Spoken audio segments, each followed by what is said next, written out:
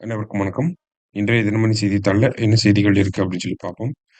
முதல்ல வந்து பார்த்தீங்கன்னா, நமக்கு பெரியார் உலகம் அப்படின்னு சொல்லி குடுத்துருக்காங்க. பெரியார பொறுத்தவரைக்கும் ஏதாவது செய்திகள்ல வந்துச்சுன்னா நம்ம தெரிஞ்சு வச்சுக்க வேண்டியது நல்லது. அந்த வகையில பார்த்தீங்கன்னா, பெரியார் உலகம் அப்படிங்கிற ஒரு மையத்த வந்து கொண்டு வரப்போறாங்க. சரியா? எங்க கொண்டு வரப்போறாங்க அப்படின்னு பார்த்தீங்கன்னா, திருச்சி மாவட்டத்தில இந்த பெரியார் உலகம் அப்படிங்கிற மையம் அமைக்கப்பட இருக்கு. பெரியாருடைய வரலாறு, அவருடைய சிந்தனைகள், அது மட்டும் இல்லாம திராவிட இயக்கம், திராவிட வரலாறு இது எல்லாத்தையுமே வந்து பறைசாற்றக்கூடிய வகையில இந்த பெரியார் உலகம் அப்படிங்கிறது அமைக்க இருக்காங்க. திருச்சியில வந்து வரப்போகுது. அதனால அத கொஞ்சம் நல்லா தெரிஞ்சு வச்சுக்கணும். சரியா? அடுத்ததா பார்த்தீங்க அப்படின்னா, நமக்கு முக்கியமான செய்திகள் அப்படிங்கிறது ஒரு சில செய்திகள் தான் இருந்துச்சு.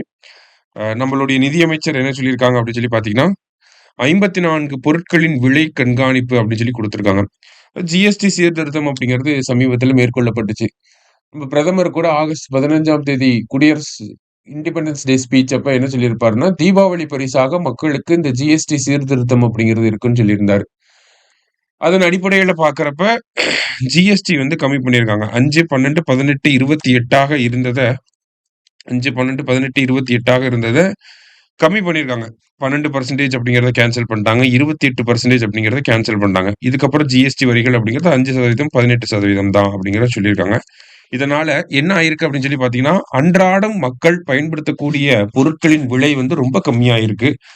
அதே மாரி புதிய கார்கள், இருசக்கர வாகனங்களுடைய பிரைஸஸ் எல்லாமே கம்மியாயிருக்கு. மேலும் பல பொருட்களுடைய பிரைஸஸ வந்து கண்காணிச்சுக்கிட்டு இருக்கோம் அப்படிங்கிறத நிதியமைச்சர் வந்து சொல்லியிருக்காங்க. சரியா? மத்தபடி பார்த்தீங்க அப்படின்னா, இன்றைய செய்தித்தாள்ல முக்கியமான செய்திகள் எக்ஸாம்க்கு அடிப்படையில கொஞ்சம் தான் இருந்துச்சு. அதனால நாளை செய்தித்தாள் வாசிப்பில சந்திக்கலாம். நன்றி.